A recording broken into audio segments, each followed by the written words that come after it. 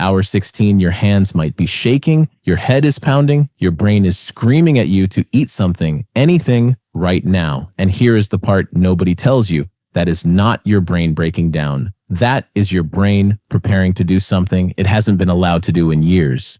What happens inside your skull during 72 hours without food is one of the most dramatic biological transformations a living human can experience. Not because you're starving, because you're finally giving your brain permission to clean itself. Scientists at the National Institute on Aging have studied this. Neuroscientists have scanned living brains before and after. The data is extraordinary, and it starts earlier than you think. The moment you finish your last meal, a countdown begins that your brain doesn't know about yet. For the first 6 hours, nothing unusual happens. Glucose from that meal floods the bloodstream. Insulin rises. Neurons feed normally, like cars pulling into a gas station that never closes. Your brain runs on approximately 120 grams of glucose per day. It's the hungriest organ you own, consuming 20% of your body's total energy despite being only 2% of your body weight. Right now, it's satisfied. It has no reason to change.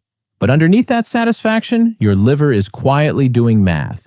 It's watching glucose levels, counting reserves, and the moment it detects that no new food is coming, it starts drawing down the backup battery. Around hour 8, the glucose supply begins to thin. Your liver is releasing stored glycogen, essentially sugar you save from your last several meals, to keep your neurons fed. This is your emergency reserve, and it burns down fast.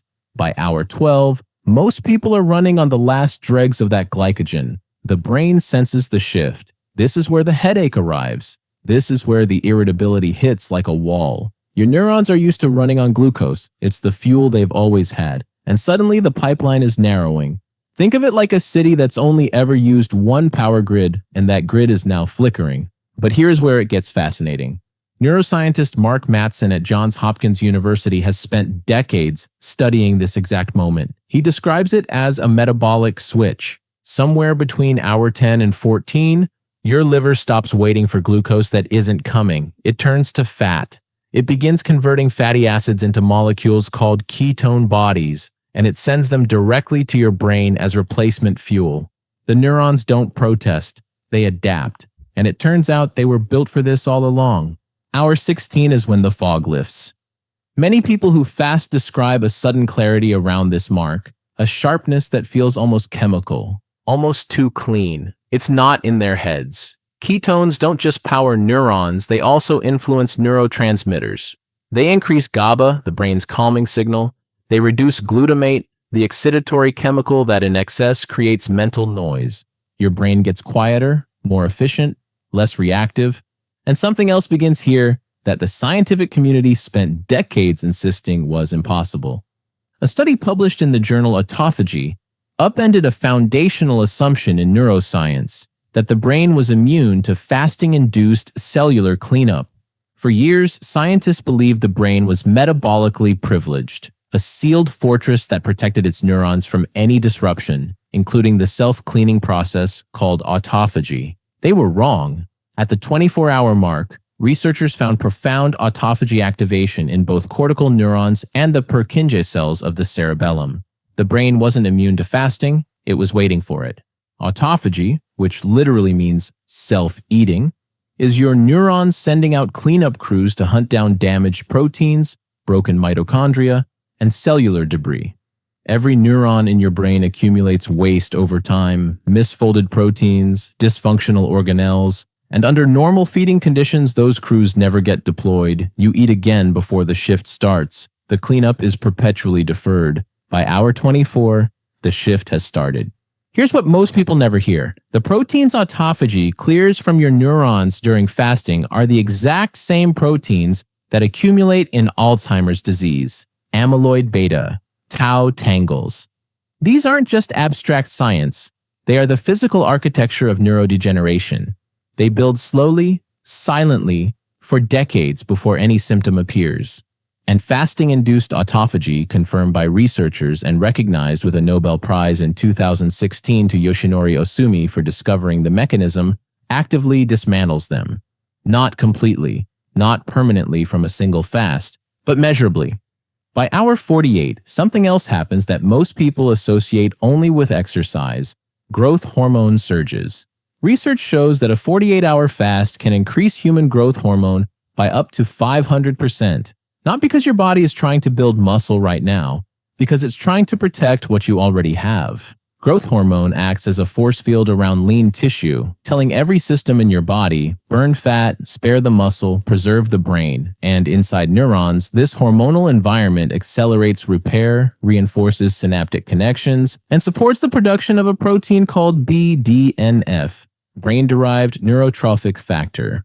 Scientists sometimes call BDNF fertilizer for the brain. It promotes neuron survival, stimulates the growth of new neural connections, and is deeply linked to memory and learning.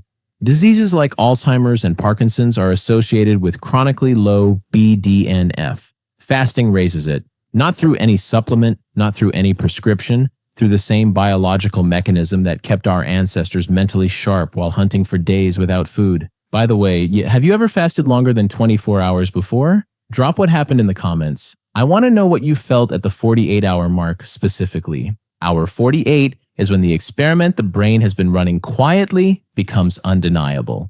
A landmark study using whole brain MRI spectroscopy, published in the Journal of Cerebral Blood Flow and Metabolism, scanned 15 women before and after a 72-hour fast. They measured the actual chemical composition of 9 distinct brain regions. What they found rewrote the script on fasting's impact on the brain. Glutamate levels dropped across every single region. The frontal lobes, the seat of decision-making, impulse control, and planning were the most dramatically changed. And despite this sweeping neurochemical shift, or perhaps because of it, mood scores significantly increased after the fast. The brain wasn't deteriorating, it was recalibrating. At hour 72, the sympathetic nervous system is now fully engaged. Norepinephrine, the brain's focus chemical, surges from fat tissue directly into the bloodstream, keeping cognition sharp while directing the body to keep burning reserves. Serotonin turnover increases. Beta endorphin levels rise.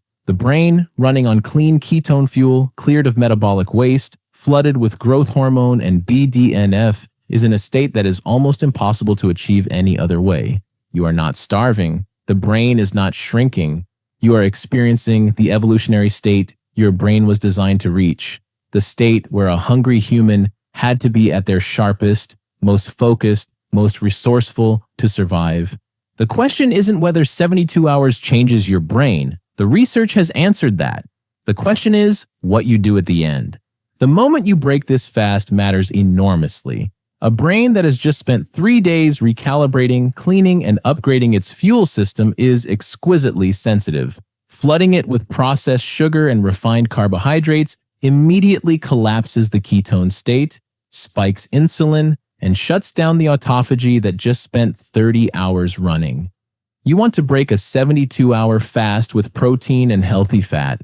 Animal protein, eggs, avocado, olive oil. Let the transition be gradual. Respect the work your brain just did. Because here is the final thing worth understanding. 72 hours is not a stunt. It is a data point. A single 3-day fast shows you what your brain looks like when it is allowed to run its maintenance cycle. When the cleanup crew actually shows up, when the fuel is clean and the neurons are quiet, and the ancient biology your ancestors evolved over 2 million years of food, scarcity is finally, briefly, permitted to run as designed. If this changed how you think about fasting, you'll want to see what happens to the rest of your body during those same 72 hours, especially your immune system. That one surprised even the researchers who ran the study.